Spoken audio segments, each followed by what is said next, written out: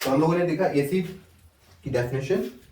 अब बात करते हैं, क्या हर वो कंपाउंड जिनके पास H हो, हाइड्रोजन पाया जाए, वो सब एसिड होते हैं, या सिर्फ एसिड के पास ही हाइड्रोजन एलिमेंट होगा? देखते हैं। अगर हम उठाते हैं HCl, एक कंपाउंड है जिसका नाम HCl है, हाइड्रोक्लोरिक एसिड कहलाती है। दूसरा कंपाउंड ले लेते हैं HNO3, ये एक एसिड होती है, इंपॉर्टेंट एसिड है जिसको बोलते हैं नाइट्रिक एसिड।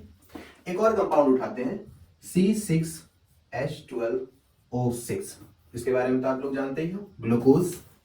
अब चेक करते हैं, इन तीनों कंपाउंड के पास हमारे हाइड्रोजन हाइड्रोजन हाइड्रोजन पाए जा रहे हैं। क्या ये तीनों के तीनों हाइड्रोजन कंटेनिंग कंपाउंड एसिड होंगे? चेक करते हैं। इसके चेक करने का एक तरीका, पहला, हम HCl के अंदर क्या डाल दें? वाटर फॉर्म करा दें। वाटर डालते ही रिएक्शन में लिखने के हिसाब से आता है H+Cl-, ये रिटन थियोरेटिकल पार्ट है। इसी तरीके से HNO3, इसमें क्या होगा, अगर मैं वाटर इसके अंदर पास करूं तो हमें क्या देखने को मिलेगा? NO3-। इस तरीके से हमको ये भी अंदाजा होता है, क्योंकि इसके पास हाइड्रोजन है, शायद हो सकता है C6H12O6 वाटर के कांटेक्ट में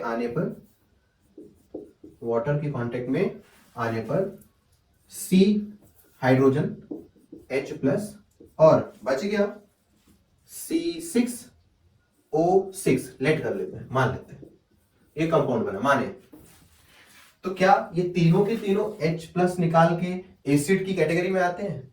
हम थ्योरेटिकल ये चीज लिख लेते हैं, लेकिन एक्चुअली थ्योरेटिकल से हम इसको साबित नहीं कर सकते। प्रूफ करने के लिए हमें एक एक्सपेरिमेंट करना होगा, और वो एक्सपेरिमेंट है इलेक्ट्रोलिसिस।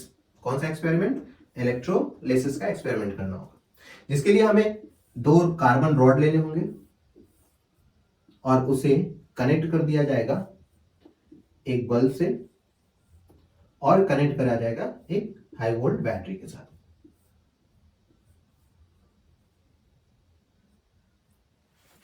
अंदर हम क्या करते हैं, सॉल्यूशन ले लेते हैं इस तरीके से, वाटर पहले, और इसके अंदर पहला कंपोनेंट जो डालते हैं, कंपाउंड जो डालते हैं HCl, फिर पहली बार ये डालेंगे, फिर दूसरी बार HNO3 डालते हैं। इसी हिसाब से हम तीसरा C6H12O6 डालेंगे तीसरे स्टेप में। तो पहले स्टेप में जब हम HCl डाले तो हमने क्या देखा, HCl वाटर के कांटेक्ट में आने पर ये सॉल्यूशन के बन गया और ये पूरी तरह से घुल गया, और हमने देखा कि बल्ब यहां पर ग्लो कर गया, यानी इलेक्ट्रिसिटी का फॉर्मेशन यहां पर हो गया, इलेक्ट्रिसिटी पास हो गई सर्किट में, पूरी तरह से इलेक्ट्रिसिटी पास हो गई। और हमें आपको मालूम है कि इलेक्ट्रिसिटी किसमें पास होती है? जब उस किसी सॉल्यूशन के पास नेगेटिव और पॉजिटिव चार्ज पाया जाए, तभी उसके अंदर से इलेक्ट्रिसिटी पास हो सकती है। अब हमने क्या किया, हमने दूसरा HNO3 एक दूसरे सॉल्यूशन वाटर में डाला, तो हमने क्या देखा, HNO3 वाटर के कांटेक्ट में आने पर बल्ब को उसने भी ग्लो करा दिया। हमको यही पता चला HCl एक पॉजिटिव और Cl या नेगेटिव हिस्से में क्या हो गया, ये टूट गया। जब दूसरा HNO3 डाला सॉल्यूशन के अंदर, तो हमने देखा बल्ब क्या कर गया, फिर से ग्लो कर गया, यानी HNO3 के पास भी पॉजिटिव और नेगेटिव चार्ज पाए जाते हैं। लेकिन जब हमने तीसरा कंपोनेंट डाला C6H12O6, तीसरे स्टेप में वाटर को अलग से लेके, तो देखा कि उसके अंदर बल्ब ग्लो करना बंद कर दिए, यानी बल्ब ग्लो ही नहीं कर रहे थे। इससे यह पता चला कि C6H12O6 के पास पॉजिटिव और नेगेटिव के चार्ज नहीं पाए जाते, और इन दोनों के पास पाए जाते हैं। यानी C6H12O6 अपने हिस्से में टूटा ही नहीं। अगर ये नहीं टूटा तो ये प्लस और माइनस के फॉर्म में नहीं आया, और ये दोनों टूट के प्लस और माइनस के फॉर्म में आए।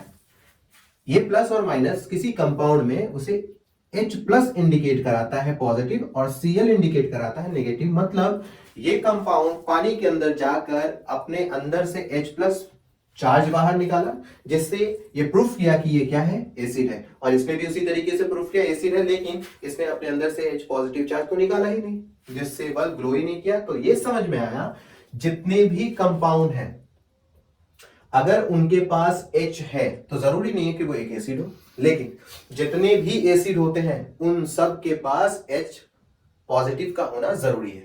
फिर से नोट कर लीजिए, इंपॉर्टेंट है कि जितने भी कंपाउंड है, all hydrogen containing compound is not an acid, but all acid contain hydrogen compound, hydrogen element. Okay, ठीक है, इसे नोट कर लीजिए पढ़ते